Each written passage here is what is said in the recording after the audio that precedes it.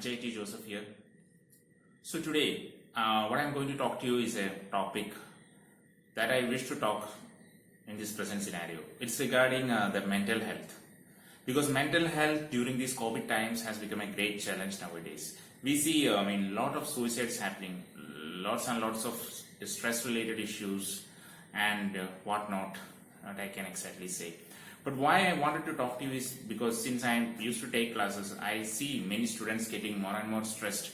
And even when within my close circles also, even I have seen like some of the suicides that are happening. It has been like so painful for the parents and also the loved ones. So the thing that I want to talk to you is regarding how to tackle this issue of mental health. And what are the countermeasures? How we can tackle it in an effective manner. See, one thing you have to understand very clearly, and there is you can say a misconception associated with the mental health issue. First of all, it is very, very common to have some kind of issue because it's not like you're going mad and all. It's just some imbalance, mostly regarding to your neurotransmitters or things regarding to your hormones. So the major misconception that's happening is like many people think like this can be cured when you have your strength of mind, you are getting lazy, so and so, you go out and study, or you go out, interact with your friends, so everything will become all right. So the parents, especially in our older generation, they are not much aware about this thing because they feel it's like only some kind of a small thing that they have all faced in their lives, or even when they had faced, they were not aware of it. But if you have to see that a mental condition like this, if it is untreated, it can become problematic. Because I have seen like even students or even people like that who may act very normally, and out of a sudden due to depression they are committing suicide. So what happens? Where will that kill switch on in their brain? That is the question. So the question is, because just imagine like you are feeling happy or you are feeling sad or you are feeling agitated. It's because of some hormonal interactions. Imagine you are feeling loud. You get like hormones like oxytocin. That's why oxytocin is known as the love hormone. You have a good effect like you have endorphins. Or when you have like adrenaline, you say like you have butterflies in your stomach. So it means like something that is happening in the brain is making you feel either bad or either feel good.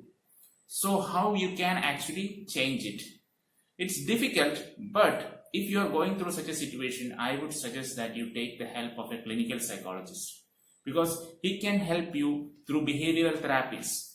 So I'll just give you an example of a behavioral therapy that's known as the cognitive behavioral therapy, right? Whereby the person, the clinical psychologist, will talk to you, will counsel you, and empathize with you.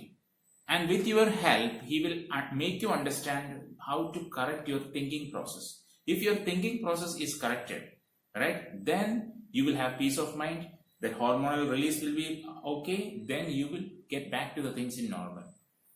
Even if it is a little bit more harsh, what you can do is like, maybe you can go to a clinical psychologist, he may refer you to a psychologist, or he or she can advise you certain medicines. It can be small neurostimulants or at the worst case some antidepressants. But I am not saying that you should do that directly, but you have to understand that consulting a clinical psychologist or that is not a taboo. It's not a thing of a taboo, but it should be done. And the schools and colleges should be initiated so that they do this, give this awareness to the students and make them more and more approachable to themselves.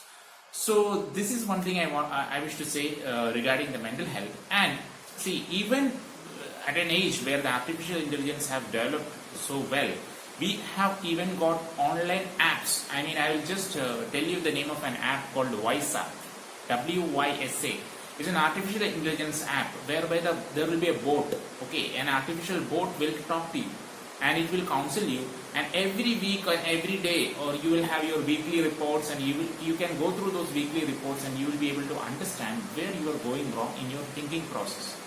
So whenever you have to see that the person committing suicide or going into the depression is because of it, you are going into a vicious cycle. That means you feel like if this will go wrong, this will go wrong, and my career or my life will go to an end.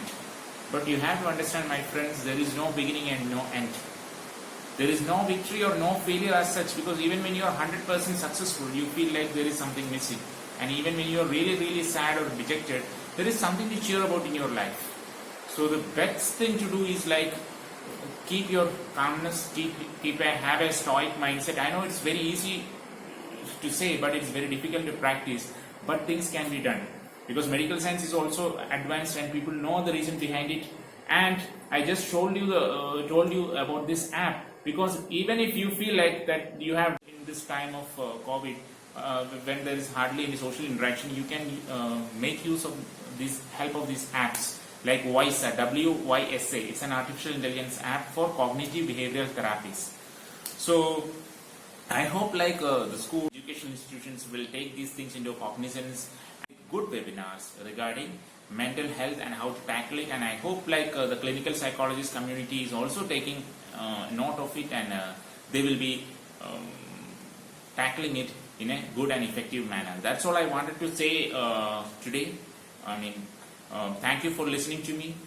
I will be coming with more enthusiastic and knowledgeful videos that I think that is necessary. So thank you for watching. Thank you all. Have a nice day. Thank you.